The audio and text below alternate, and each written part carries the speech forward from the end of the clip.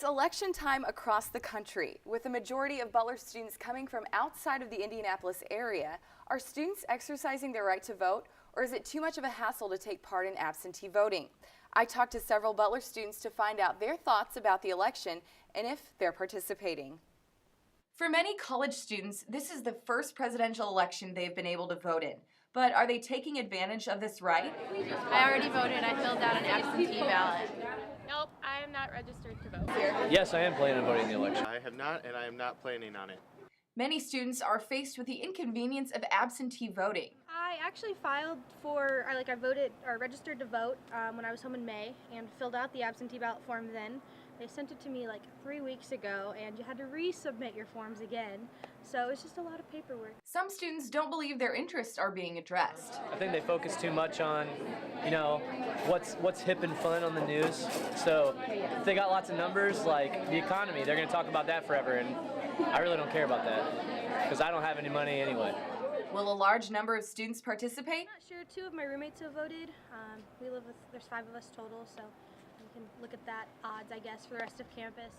I really have not heard of anyone talking about the election, so I could probably 50-50. Yeah, from what I've seen, most people are going to take part in this election. We'll see come Tuesday. While some students aren't as informed about politics, others can't afford not to be. Joining me today is one such student who's probably more up to date on state politics than most. Gubernatorial candidate John Gregg's son, also named John Gregg, is a Butler student and joins me on the show today. Thanks for joining us today. Thank you for having me. So John, you're a junior here at Butler. What are you studying? I am studying finance and marketing. Okay. Have you ever given any thought to following in your father's footsteps and running for public office? I actually hold a public office back where I'm from in Knox County. I am precinct committeeman from where I'm from. That was his first office he held when he was 18. So when I turned 18, I decided to run for it. So I've held that office for coming up on 3 years now.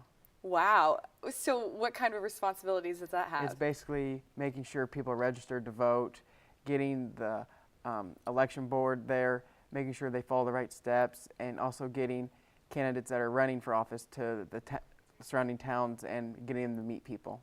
Okay. So, and you still hold that office while you're in school? Correct. Is that hard to do? Yes, I get some help. My grandparents live down there, so my grandmother helps me out some. So it really works out well. But for like Tuesday, I'm having people take over for me so I can be with my father on election day. Okay, that's really neat. Thank you. Now, I like your dad's use of the mustache in his campaign sign. Mustaches are pretty popular right now. Did you have any help in coming up with that slogan? No, not really. It was brought to my brother and I's attention last year for the Indiana Democrat Party JJ dinner. They came out with that. We had no idea they were keeping it a secret because that's one unique thing that it stands out with him. Sure. Now, you were telling me before you can't grow a mustache. No, I cannot. I wish I could grow a mustache, but it just looks terrible. Now, politics isn't new to your family. Your dad was a state representative back in 1986, so before you were even born. Would you say it's natural to just always have been involved in politics? Yes, and even when he left in 2000, my mother's circuit court judge where I'm from, she's been there for, I believe, 14 years holding that position, so it's been natural in my family to have somebody always in politics as well. Okay. When did your family first talk about the possibility of your dad running for governor?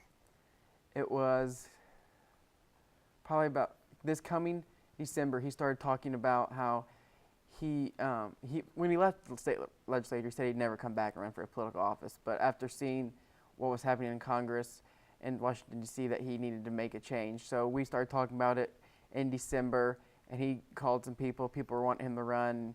And so in January of last year, he decided that he was going to take the Democrat nominee and run for governor.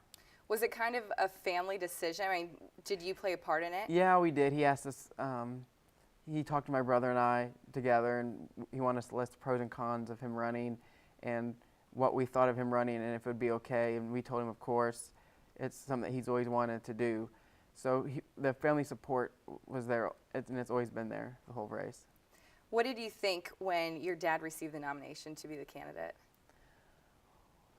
Well, I felt like Congressman Pence has publicly well known as of right now, since he is a sitting member of Congress and he has a lot more money on hand. So we knew that once my dad got the nomination that it was going to be a tough year to campaign and raise money and get my dad known publicly out in the state. But we were willing to take that step and challenge so that he can make Indiana better by becoming our next governor. Sure. Now, do you feel that you've been treated differently by anyone? I mean, from teachers to classmates to friends since your dad started his campaign for governor? Not really. In some of my classes, all my professors know who my father is since we have the same name. But they don't treat me any differently. They use me as, like, if there's something in class that comes up about something that my father did, or they use me as a reference. But they're very understandable of me, like, missing class, and they work along with me on that. And my friends and my fraternity brothers, they enjoy the publicity and seeing my dad on TV and watching the debates.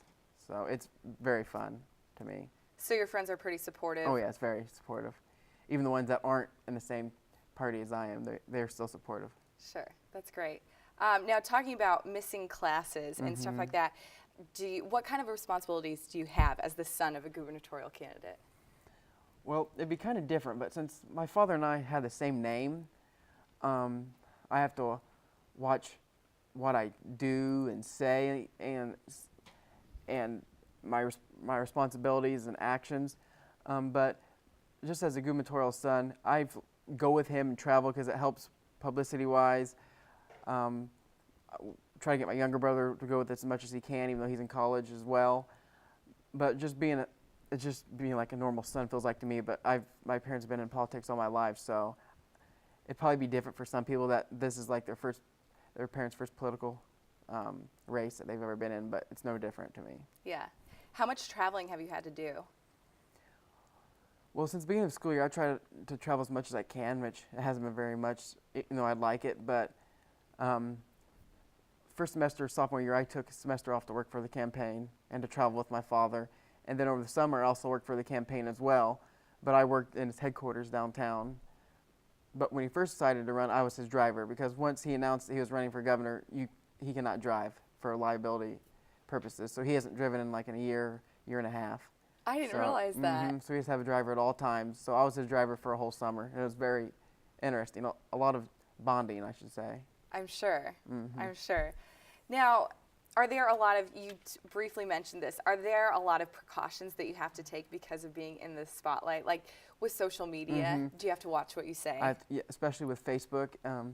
People think that, since we have the same name again, that I am my father, so they want to be friend requests with me on Facebook and Twitter and LinkedIn for some odd reason, even though at least I'm a student here.